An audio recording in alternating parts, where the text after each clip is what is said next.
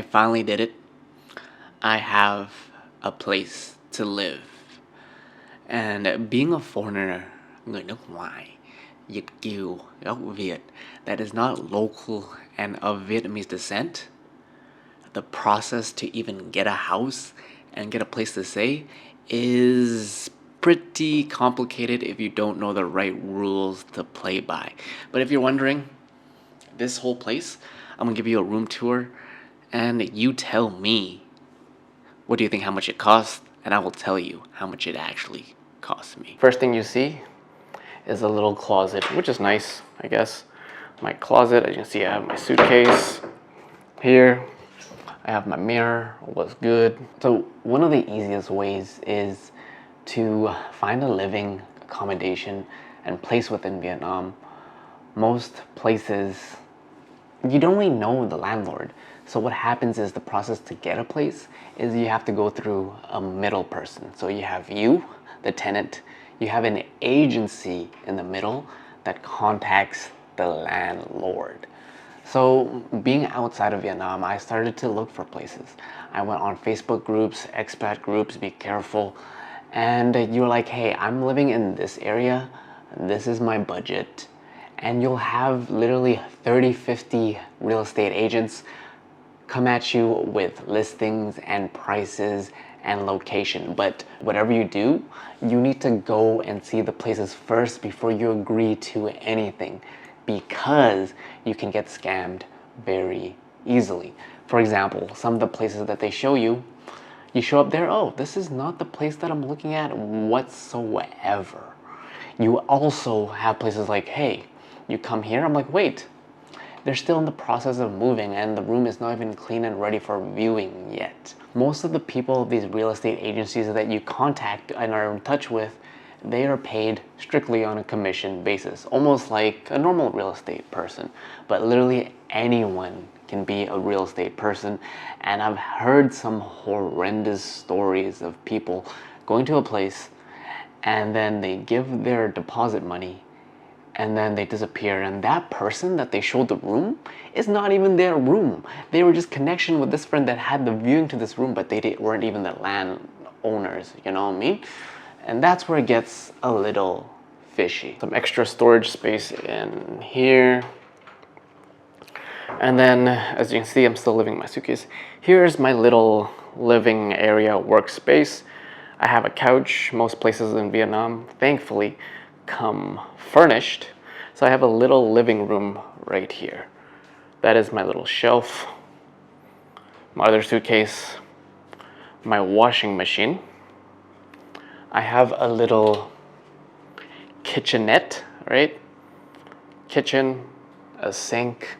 Just like any person, what I did was I went on a Facebook group, posted, hey, my name is Peter. I am looking for a place within this district in this area within, I would like to say, under 11 million VND budget. I had some agencies reach out and I finally decided to settle on this specific person who was under an umbrella of a bigger agency that had a bunch of other listings. So this person decided to take me to 5 or 6 places. They were actually pretty nice and accommodating. I showed them exactly, this is what I like. I like a duplex style. I want to have my own washer. They don't have dryers out here in Vietnam.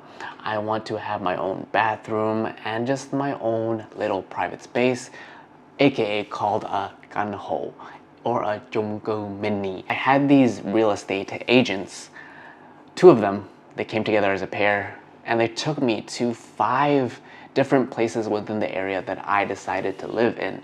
So they took me to this place and here are some clips of that.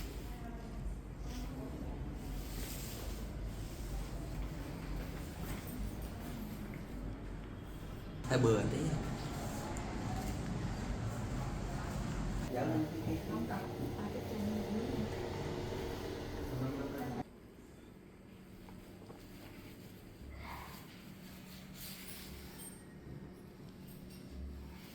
So half of them were okay.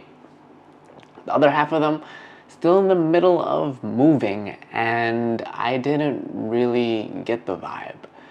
This is also to take in mind that I was still living suitcase to suitcase with my aunt and having the pressure of like, oh my God, I just need a place to live right now.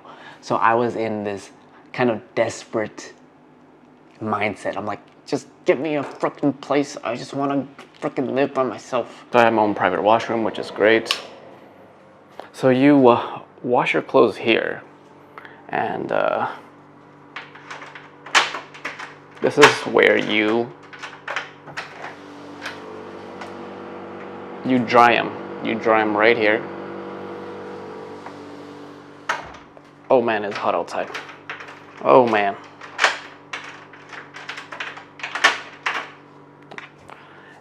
And you're like, Peter, where do you sleep?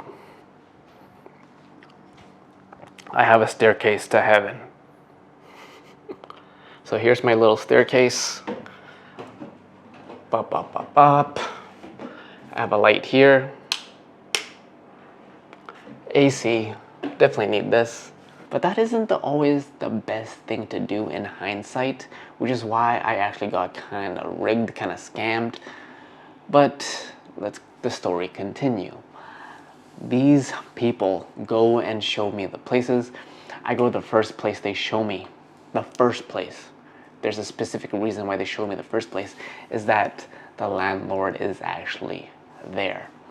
I go into the first room and I'm like, this is kind of tiny. The price is 8.5 million and it is a duplex. And I'm like, it's okay, not really what I want. But suddenly, the same owner of the landlord owns this entire building. It's like, I actually have another room upstairs. You want to go check it out? I'm like, okay. They take me to this room, this other room. Well, I'm like, oh, it has a little balcony. This is pretty nice. I'm actually interested in this one.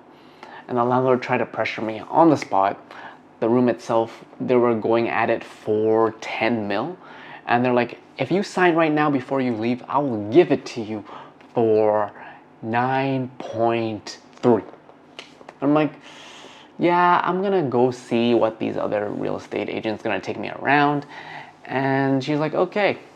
But that was the room that I actually liked. So the real estate agents took me to these 4 other places. They drove me around to show me. And then I talked to the guy. He's a really young guy, lad, university, from the countryside. And I was telling him, I really like that room. And he's like, what is the price that you're willing to pay for? I'm like, I don't know, like 9 mil. So then I get home, he shows me other places. I don't really like it. I really like the second place that I showed.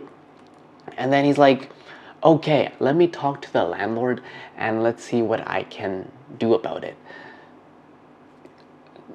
He's like, okay, and the night, I got you the price. I got you the price you wanted. The next day, we meet him there.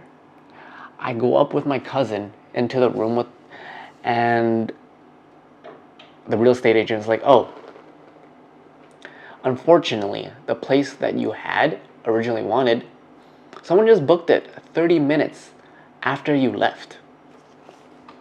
And I'm like, wait a minute.